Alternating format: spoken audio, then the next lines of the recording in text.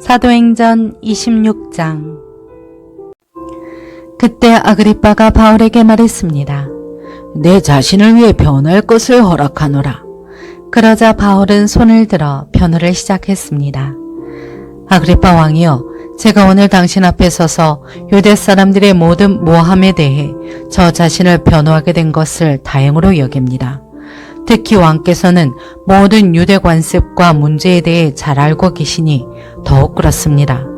그러니 제 말을 끝까지 들어주시기를 간절히 바랍니다. 유대 사람들은 제가 어릴 적부터 제 고향과 예루살렘에서 어떻게 살아왔는지 다 알고 있습니다. 그들은 오랫동안 저를 알았고 제가 우리 종교의 가장 엄격한 종파를 쫓아 바리새파 사람으로서 어떻게 살았는지 증명할 수도 있을 것입니다. 그런데 제가 오늘 재판을 받는 것은 하나님께서 우리 조상들에게 약속하신 것에 소망을 두고 있기 때문입니다. 이것은 우리 12지파가 밤낮으로 하나님을 열심히 섬기면서 이루어지기를 바라던 바로 그 약속입니다. 왕이여, 바로 이 소망 때문에 유대 사람들이 저를 고소하고 있는 것입니다. 여러분은 왜 하나님께서 죽은 사람을 다시 살리신다는 것을 믿지 못한 이로 생각합니까? 저도 한때는 나사렛 예수의 이름을 반대하기 위해서라면 무엇이든 다 해야 한다고 확신했던 사람입니다. 제가 예루살렘에서 했던 일이 바로 그런 일입니다. 대제사장들의 권한을 받아 많은 성도들을 감옥에 가두었고 그들이 죽임을 당할 때 찬성했습니다. 여러 회당들을 다니며 그들을 여러 번 처벌했으며 강제로 그들에게 모독하는 말을 하도록 했습니다. 그들에게 격분한 나머지 다른 나라 도시까지도 찾아가 핍박했습니다. 그런 일로 다니던 가운데 나는 대제사장들의 권한을 위임받아 다메섹으로 가고 있었습니다. 정오쯤에 오 왕이여, 길을 가고 있는데 하늘로부터 해보다 더 밝은 빛이 저와 제 일행을 둘러싸며 비추었습니다. 우리는 모두 땅에 엎드려졌습니다. 그때 제게 히브리 말로 말씀하시는 음성이 들렸습니다. 사울아 사울아, 내가 왜 나를 비박하느냐? 가시책직을 뒷발질해 봐야 너만 다칠 뿐이다. 그래서 제가 물었습니다. 주여, 당신은 누구십니까? 그러자 주께서 대답하셨습니다. 나는 내가 핍박하는 예수다. 이제 일어나 똑바로 서거라. 내가 내게 나타난 것은 너를 내 일꾼으로 삼아 내가 본 것과 앞으로 내가 내게 보여줄 것을 사람들에게 증언하도록 하기 위함이다. 내가 이 백성과 이방 사람들에게서 너를 구원해 이방 사람들에게로 보낼 것이다. 이제 너는 그들의 눈을 뜨게 하고 그들을 어둠에서 빛으로 사탄의 권세에서 하나님께로 돌아오게 해 그들이 죄의 용서를 받고 나를 믿어 거룩하게 된 사람들 가운데 기업을 얻게 할 것이다.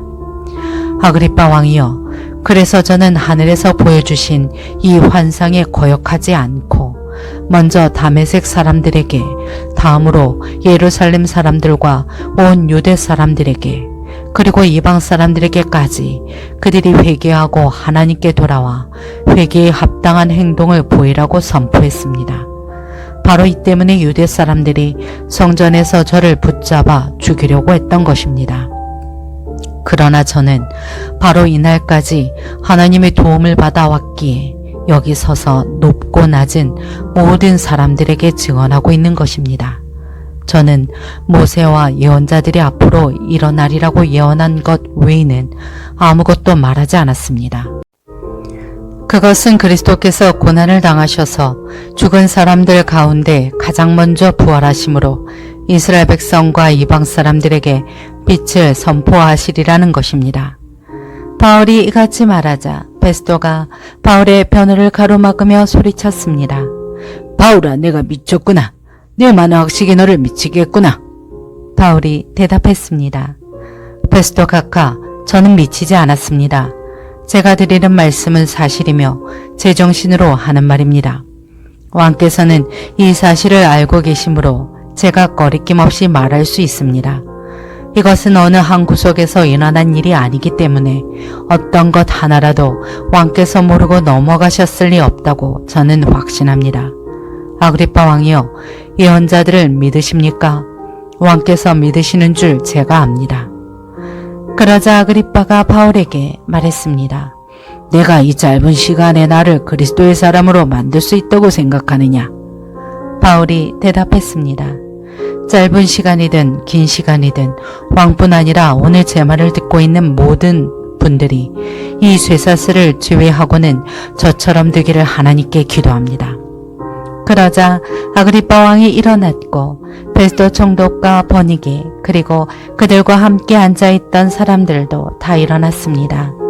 그들은 밖으로 나가면서 이 사람은 사형이나 징역을 받을 만한 일을 하지 않았다라고 서로 말했습니다.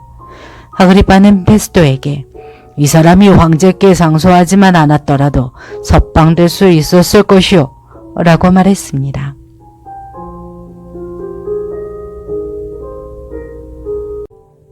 사도행전 27장. 우리가 이탈리아로 배를 타고 가도록 결정이 나자 바울과 다른 제수들은 황제 부대에 소속된 율리오라는 백부장에게 넘겨졌습니다. 우리는 아시아 지방의 해변을 따라 항해하게 될 아드라무테노 호를 타고 바다로 출항했습니다. 데살로니가 출신의 마게도니아 사람 아리스다고가 우리와 동행했습니다. 이튿날 우리는 시돈에 닿았습니다. 율리오는 바울에게 친절을 베풀어 그가 친구들에게 가서 필요한 것을 공급받을 수 있도록 허락해 주었습니다. 시돈에서 우리가 계속 항해할 때 역풍이 불었기에 우리는 키프로스 해안을 끼고 항해하게 됐습니다.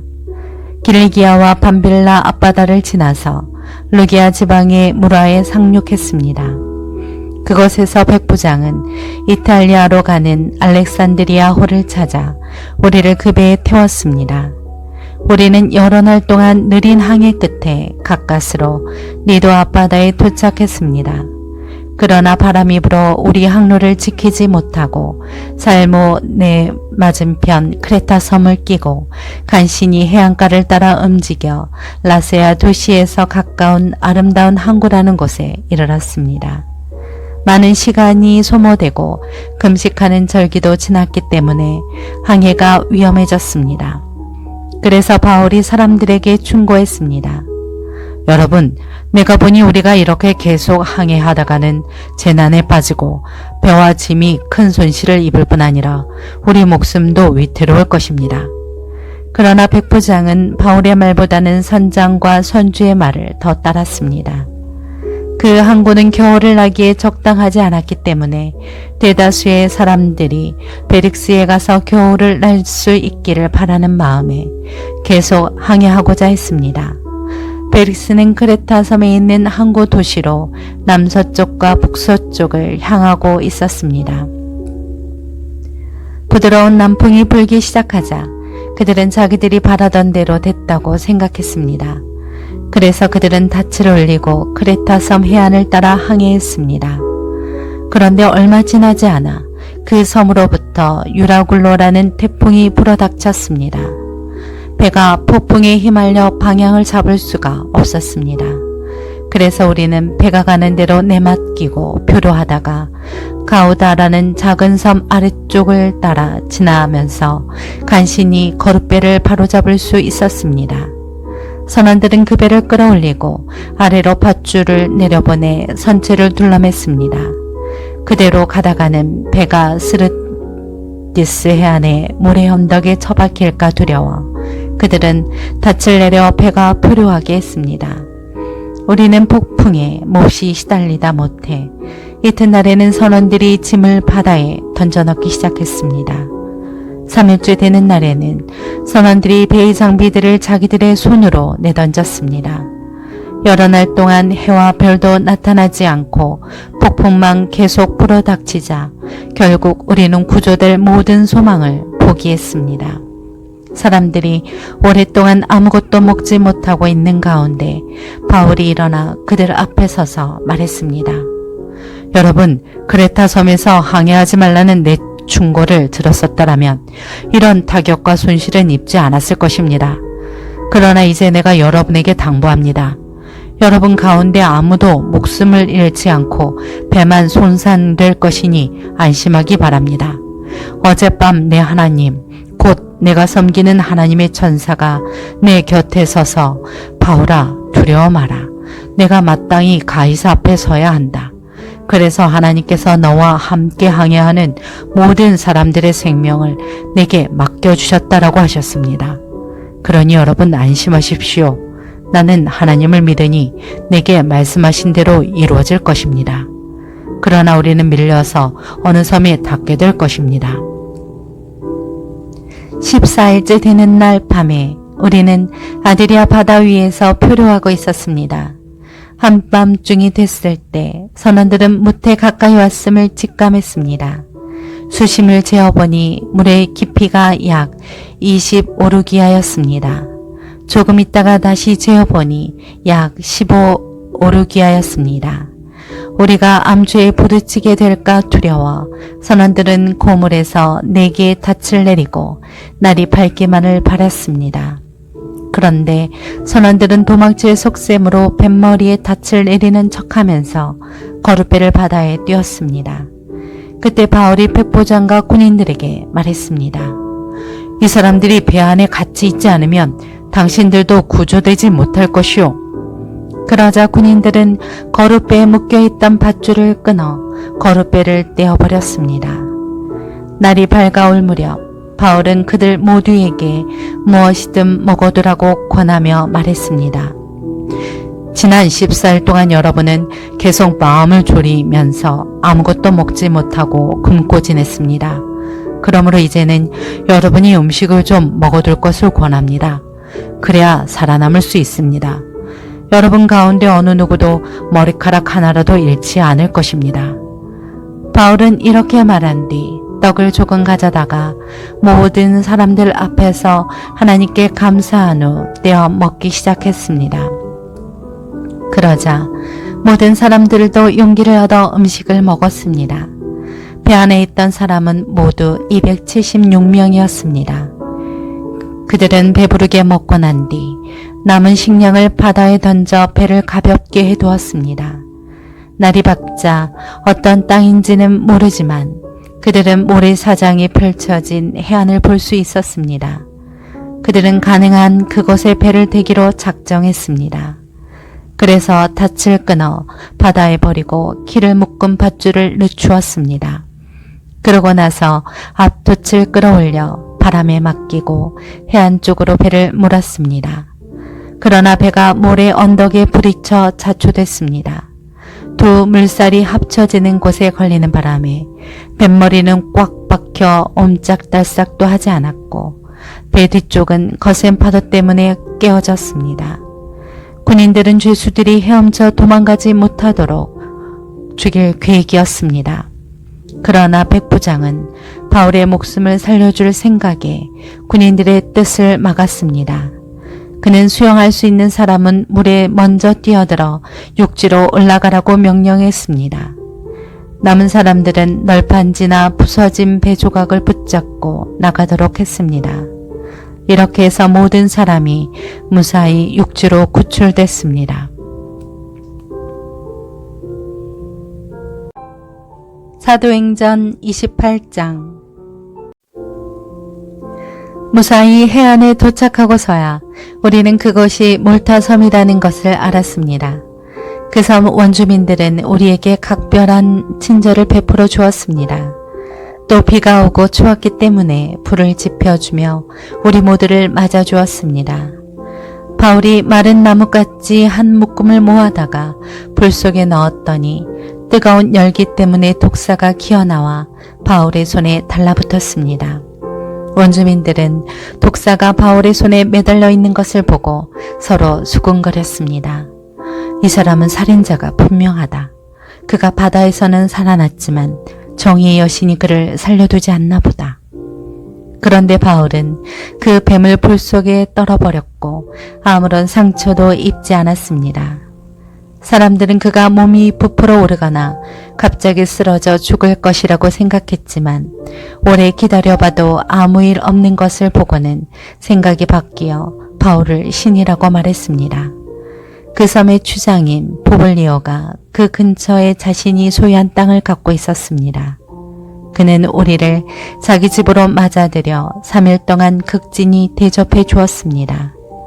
그의 아버지는 열병과 이질에 걸려 병상에 누워 있었습니다. 바울은 그를 방문해 기도하고 그 사람의 몸에 손을 얹어 고쳐주었습니다. 이 일이 있고 나서 그 섬에 사는 다른 병자들도 와서 낫게 됐습니다. 그들은 여러모로 우리를 잘 대접해 주었고 우리가 그 섬을 떠날 때는 우리에게 필요한 물건까지 공급해 주었습니다. 석 달이 지난 후 우리는 그 섬에서 겨울을 지낸 알렉산드리아 배를 타고 항해길에 올랐습니다. 이 배에는 디오스구로라는 쌍둥이 신의 형상이 새겨져 있었습니다. 우리는 수라구사에 닿았고 그곳에서 3일 동안 지냈습니다. 다시 항해를 시작해 우리는 레기온에 도착했으며 이튿날에는 남풍이 일어 그 다음 날에 보디올에 닿았습니다. 보디올에서 우리는 형제들을 만나게 됐고 그들의 초청을 받아 함께 일주일을 지냈습니다. 그러고 나서 우리는 로마에 도착했습니다. 그곳 로마의 형제들은 우리가 온다는 말을 전해 듣고 우리를 맞으러 아피오 광장과 새 여관이란 곳까지 나와 있었습니다. 바울이 이 사람들을 보게 되자 하나님께 감사하면서 용기를 얻게 됐습니다. 우리가 로마에 도착했을 때 바울은 자신을 지키는 군인 한 명과 함께 따로 지낼 수 있도록 허락받았습니다. 3일이 지난 뒤 바울은 유대 사람 지도자들을 불렀습니다. 그들이 모이자 바울이 말했습니다. 내 형제들이여, 나는 내 동족이나 우리 조상들의 관습을 거스리는 일을 한 적이 없는데도 예루살렘에서 체포돼 로마 사람들에게 넘겨졌습니다. 그들은 나를 신문했으나 사형받을 만한 죄가 없으므로 그냥 풀어주려고 했습니다. 그러나 유대 사람들의 반대로 나는 어쩔 수 없이 가이사께 상소하게 된 것입니다. 이것은 내 유대 동족을 고소할 생각으로 한 것이 아닙니다. 그렇기 때문에 내가 여러분을 만나 이야기하자고 한 것입니다. 내가 이 쇠사슬에 묶여 있는 것은 이스라엘의 소망 때문입니다. 유대 사람들이 바울에게 대답했습니다. 우리는 당신에 대해서 유대로부터 편지를 받은 적도 없고 그곳에서 온 형제들도 당신에 대해 나쁘게 보고하거나 말한 적이 없습니다. 그러나 우리는 당신의 생각을 듣고자 합니다. 이 종파에 대해서는 어디에서든 반대가 있음을 알기 때문입니다. 그들이 바울을 만날 날짜를 정하고 많은 사람들이 그의 숙소로 찾아왔습니다. 그는 아침부터 저녁까지 그들에게 하나님 나라에 대해 증언했고 모세의 율법과 예언서들로부터 예수에 관해 설득시키려고 했습니다. 어떤 사람들은 바울의 말을 믿었지만 믿지 않는 사람들도 있었습니다. 그들이 서로 의견이 엇갈린 채 떠나려 하자 바울이 한마디 덧붙였습니다. 성령께서 예언자 이사야를 통해 여러분의 조상들에게 하신 말씀이 옳습니다.